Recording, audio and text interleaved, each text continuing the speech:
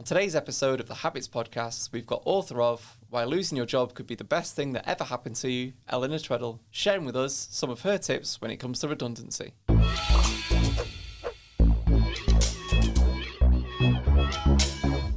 So thanks for joining us, Eleanor. First things first, what qualifies you to be our expert when it comes to talking about redundancy? Yeah, quite a weird topic to be an expert in. But yes, I'm an expert in losing my job and being out of work. I got made redundant a couple of years ago. It was actually the second time I've been made redundant. But it was a moment in time, like you hit, 40, and perhaps it's a moment in time that you stop and think, what am I doing? And I found myself going for interviews for all sorts of great jobs. And you get asked that question, why do you want this job? And deep down inside, something inside was like, I don't want this job. Obviously, I didn't say that. I had a great answer. But I kept having this feeling that I just didn't want to do this anymore. So I started exploring, well, what else is there? And I'd been in corporate life for 25 years by then. What else is there? What can I do? I'd never started a business. I didn't even know anyone that was sort of running a small business at that point. So I explored it and thought, right, what else is going on out there? Started writing about it, how I was feeling, what support I needed, asking people questions. And I started a blog. And the blog came from really annoying cliche that every time I told someone, I've just lost my job, someone would say, well, when one door closes, another door opens. Really irritating, not what you want to hear when you've just lost your job. But I thought, right, stop getting irritated, start the blog, another door. And I literally just started exploring that. One thing led to another, the blog got popular, people started asking me, well, what are you doing? How can you help me? I've just lost my job. And so for probably about a year, it was like a side project that I was doing. I started contracting for a while in just what I knew to get a bit of money in, doing a bit of freelance work. But I kept this kind of feeling about, is there something there? We should be supporting people when they lose a job. Why is there so many people coming to me lost? So it grew from there. And then the book deal came out last year and the book is out this year. So it sort of grew with me. So you started writing this book, which is called Why Losing Your Job Could Be the Best Thing That Ever Happened to You. Nailed it. So you started writing this, 3 years ago? That's it, yeah. And then it's been picked up by Penguin last November? Yes. And I imagine there's probably not a better time for this book to help people because obviously there's a huge risk of redundancy at the moment. So have you seen the amount of inquiries you've been getting increase with lockdown and the global pandemic? Yeah, definitely. I mean, this time of year, actually, there's always loads of redundancies, whether they're in the headlines or not. Regardless of what's going on. Absolutely. Yeah. Big corporates get to their half term in October time, and they decide to reshape their organisation to hit their numbers for March. So actually, this time of year, there usually always is mass redundancies. It's just whether we hear about it. Obviously, not on the scale it is at the moment. So at the moment, obviously, there's thousands and thousands of people every day losing their job. So yes, people are definitely looking for that support, but actually it's still the same problem that people don't know where to go or what the problem is. And I guess that's what I kind of like talking about, because I think people lose their job and they just think, lose job, tidy up CV, spread CV as far as possible, like 2,000 jobs all in one day, get upset because you get 2,000 rejections and keep going, and that's how you'll solve the problem. So I guess the problem's the same, it's just maybe a different environment at the moment. So what are some of the things then, or some of the bad habits that you see that people that have recently been made redundant do? Yeah, so that CV spreading is huge. And we see media headlines that are sort of almost reinforcing it. I've applied for 200 jobs and they're getting nothing. We're seeing people saying, 500 people have applied for one vacancy. What I would say to that is, yes, but there's only maybe out of those 500 people that have applied for that one vacancy, there's probably only 10 people who really, really want that job and put their heart and soul into it. So a really bad habit is CV spreading. Don't just be tempted to press that apply button on LinkedIn or Indeed or any of these amazing platforms with all these opportunities, but they make it so easy just to feel like you're doing something, just press that button as if you're in some sort of, game, electronic game. And the problem you've got is if you don't put your heart and soul into it, you're just going into that bottom quartile of filtering out straight away. So of course you're going to get rejected, and it's going to keep you in place. So that's definitely a bad habit that you've got to not do. So in a strange way then, I suppose, you're almost convincing yourself that you've been proactive and you've been busy, when in fact your time better spent on a more targeted job search or for roles that you really are interested in would be a better use of your time. Totally. Absolutely. And I get a bit of challenge about this because people will often say, well, I don't have time. I just need to get money in.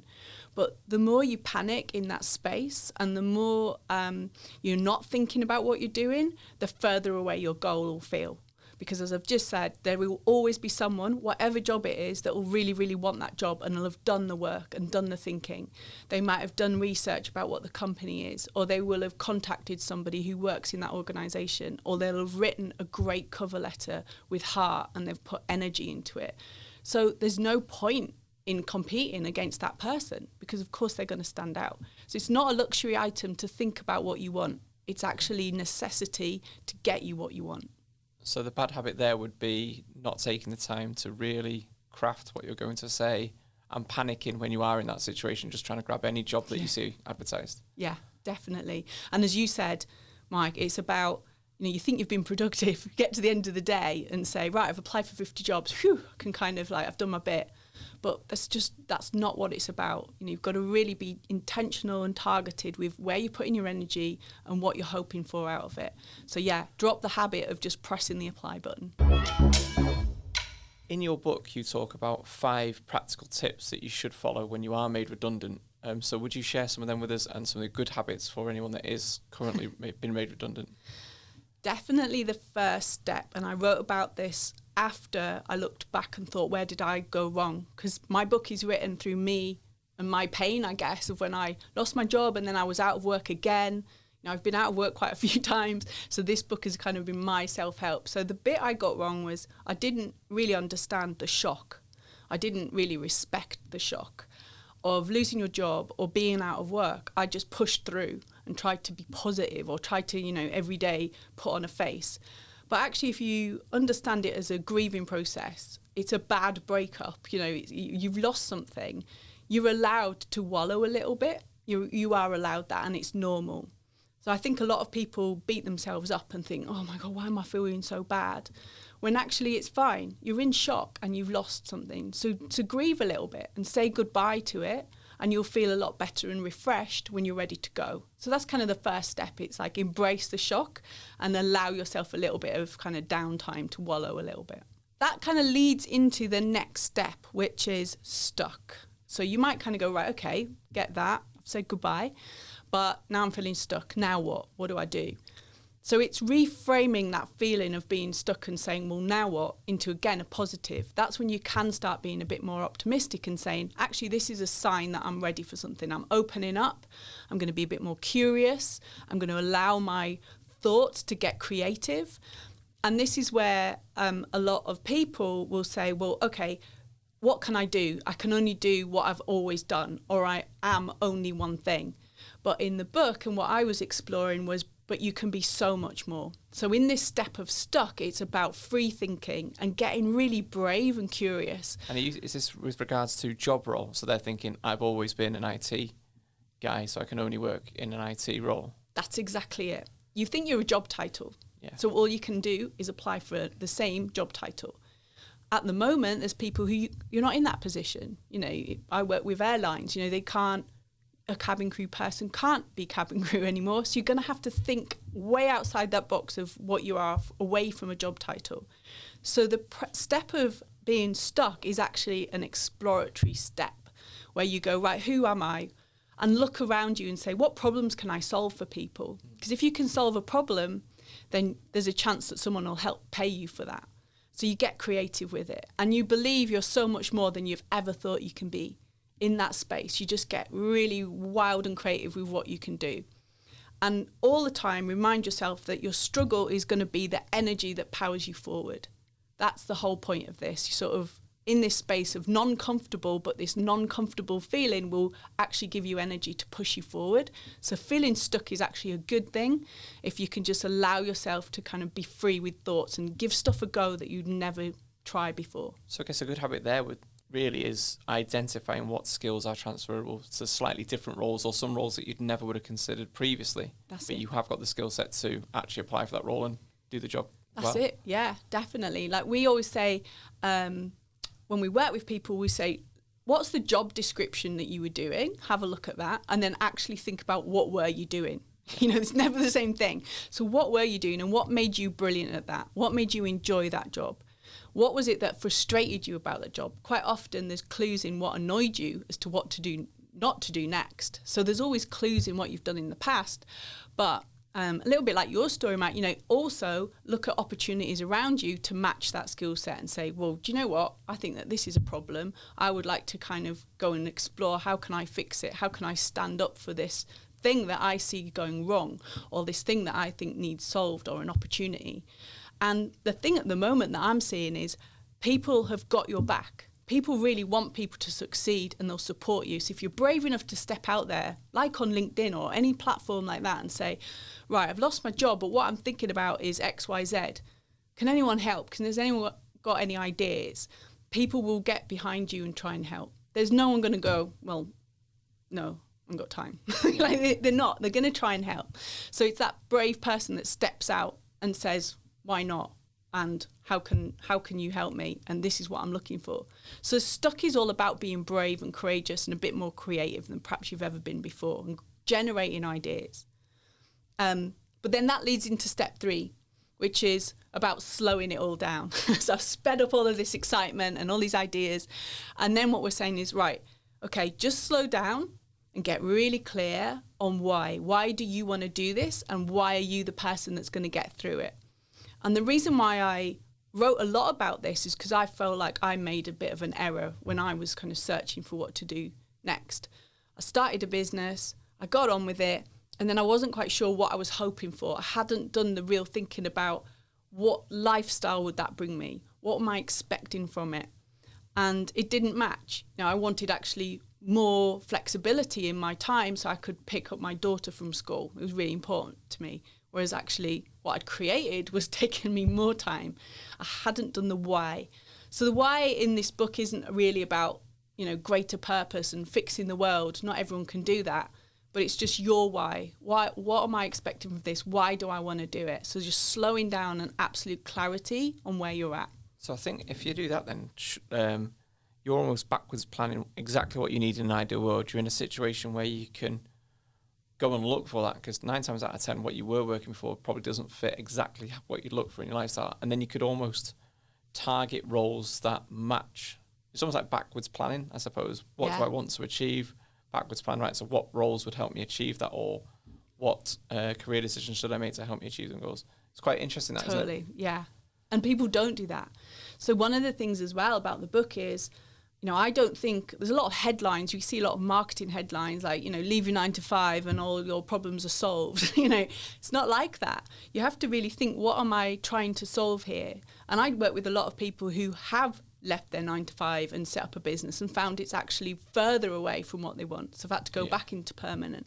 So one of the things in the book that I talk about is you've got a choice, but there's 3 choices: stick, twist, bust. Stick to your job and what you do really well, but let's try and upgrade. Let's work for an organisation you've always wanted to work for.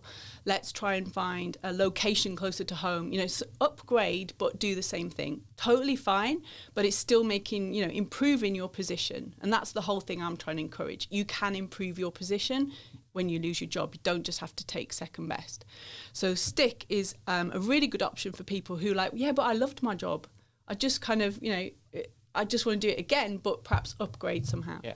Twist is you love what you do, you love your skill set, you're really aware of, you know, your profession or what you do and you love it, but twist it, teach it, help small businesses with it. Twist it in a way that people will still receive your skill set, but in a different way. Pass on your knowledge, for example. So that's when people can freelance, or they can go online and do courses, or, you know, whatever it is, but they've twisted their skill set. And then the final one is bust, when you're like, right, sod all of this. I'm out here. I'm going to do something completely different. Complete career change. Exactly. And what you're going to have to put on there is your big, massive learning hat, because you're going to be in a space of uncomfortable zone. But this is where your why the step before is going to really help you, because you're going to really understand why you want to do it. And on your wobble days, when you're like, oh my God, what am I doing? Your why will get you through. So that's like the 3 decisions that you can make once you've done your thinking of like, what do I want to do? Why do I want to do it? Okay. And so that gets us to step 4, which is, okay, all lovely, know what I want, know why, how do I do it? And in step 4, Unstuck, it's about then doing the work, doing pre-plan work. Again, lots of marketing headlines out there is leap before you're ready and all that sort of stuff. Great, I kind of get it. But at the same time as that, I felt completely foul of that. You know, leap before you're ready. I didn't even know what I wanted to do. Yeah. And I was signing up to stuff, like wasting money on the wrong things. I'd just not done that final check-in. So in Unstuck, it's about a little bit of planning work. There's no harm in a day's work of sitting down going, right, what am I going to do? How am I going to do it? Who's the network that I've got around me? Who do I need around me? So we kind of go through, okay, do your plan, and a proper little plan, not a massive, great sort of Gantt chart, which some people kind of hide behind, but just a 1-pager of what you're wanting to do. Even if it's, I just want a job, but this is the sort of job I want. Be really clear on that and write it down. If it's start a business, write it down. What are you doing? Who are the people that you need to talk to? Who are the clients? And then tell your story. And that's where all the work in the couple of steps before will come to fruition, because you'll really understand like why this is important to you. And that's the bit that will stand you out more than anybody else. Yeah, so what specifically when you're applying for jobs now? Absolutely. And if you're starting a business, like people want to know who you are before they give you money. And if you haven't got a why and a great story around who you are and why this is important, it's hard for them to connect to you. So I think if you've done that, okay, what am I wanting and why? Writing a CV, writing a cover letter should come really easily and it not be a chore, because you're like, God, I really want this. This is actually exciting. I've put in this energy into this application. If you're starting a job, it's the same. It should come easy to kind of put that post on LinkedIn and say, right, I'm looking for clients working in this area. You know, forget the website. Just put that out first and say, right, who wants to come and talk to me? I'm absolutely passionate about this. So knowing that and getting really clear on your story will help you get a step ahead of someone who hasn't done that work. Yeah. And the final bit is those people around you. Call it sort of tribe in the book, but it basically means perhaps your friends and family aren't the people that are gonna actually help you forward, and you've got to acknowledge that. In fact, they're probably in real fear for you. You know, if you told them you've lost a job, they're more likely to be the people who are like, oh my goodness, when when are you going to get a new job? How's it all going? What are you doing, faffing around and all this stuff? Yeah, just apply apply. For enough things. Yeah. You know, all of that fear and what they're going through comes out. So actually trying to expand your network and, you know, just catching up with people over Zoom that perhaps you would never have done before, or people you used to work with, like a line manager or a manager you've had before who were really amazing to you. Reach out and be brave and just say to them on LinkedIn, look, would you mind 10 minutes on Zoom? I know it irritates some people, you know, they're kind of like, you know, don't pick my brain, blah, blah, blah. I get that. But actually every now and again you find really kind people who will do that, and they'll boost your energy, and before you know it, you're kind of on a different track. So be brave and kind of go and find your network of people that's going to really help you. Find communities, like there's obviously loads of Facebook groups and LinkedIn groups and all that, who are hustling on, they're helping each other to solve this. So go and find those people that are already doing what you want to do. So that's kind of like the 4th step. It's kind of like why on LinkedIn, if you are using it correctly, in my mind, and you are surrounding yourself with people that are in an industry that you want to work in, and you've got those connections and you engage with those types of people, I imagine it probably makes it easier if you are ever made redundant, because you've got genuine connections that you've seen their content, they've seen your content. If you were going to reach out to them, it'll probably increase your chances of them wanting to speak to you or helping you out. Definitely, yeah. It's kind of funny, LinkedIn, when I was in corporate, I didn't use social media at all. Not interested. I just wanted to do my job. Wasn't interested. So when I started exploring what to do next, I had to really get my head around this new world and get on LinkedIn. And then you get this fear of, oh my God, what if I post something and people don't like it, or they don't see it, or they say something, and you stay in that fear for ages. And then one day you realise no one actually cares. So just get on with it. And even if you do get a comment every now and again, so what? That's their problem, not your problem. Just stay in your lane, stay in what you want to do and stay focused and use it. It's an amazing platform for that. So many businesses have been born from a post on LinkedIn. So many jobs have been found. So definitely that whole Unstuck kind of vibe is about, you know what, just throw away the fear and do it anyway. Yeah. I mean, we've all got fear that, you know, one day Mike's going to post a snarky comment on your post. We've all got that, but you know, do it anyway. Yeah. You know, it's all good. So I would really encourage people, and that's what we try and work with people about, getting that story really lined up, and then when you put that post out, and then do it again and again, and keep going and keep going, something will come out of it for sure. So yeah, that's the fourth step. Fifth and final step. Fifth and final step, thrive. So obviously the book is 5 steps to thrive. Thrive is a good one because actually it's not about, hey, I've got all the answers, look at me, I'm brilliant, I've solved it, and now I'm running a multi-million-pound business. It's not that. It's about actually embracing failure and understanding fear and knowing that actually progression does involve rejection. So actually it's weird, like I've written thrive in a way of sort of, actually it's about all those things are going to happen, but just accept them and know that it's because you're trying. And if you know that, then you have a completely different view on rejection. So every time you get those annoying emails like, oh, thanks for your application, but we've had thousands, not you. Instead of like taking that energy and letting it sink you, you just move on, literally just move on to the next thing.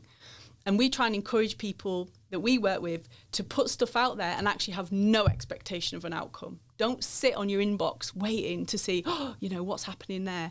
I see people making like spreadsheets of all the applications that they've done and they literally tick, yeah, I've got this. No, just don't do that. You're wasting your energy. Just keep going and resetting and being intentional about what you're doing and own your energy. So that's, to me, what Thrive is. And when you're in that space, you can take that whole work that you've done on yourself and your mindset into anything you do next. You know, this is my like 3rd time I've been out of work for 4 years this year in April. And I can honestly say that I really worked hard not to panic this time. And it worked because I knew like there's no good worrying. You've got to reset, take a breath and say, well, what can I do today? And so that's what Thrive is. It's not really about, you know, setting up a multi-million-pound business overnight and suddenly that's your magic story. Although great if it happens, but it doesn't happen to all of us. So if I have been made redundant or I'm worried about redundancy now, where could I find you if I wanted to have a look at your blogs and stuff like that? Yeah, so it's anotherdoor.co.uk. We decided to embrace when one door closes and everything is there. So we've got a podcast and I work with other career coaches now to help people to really get their mindset opened up to the possibilities. So we're all on anotherdoor.co.uk.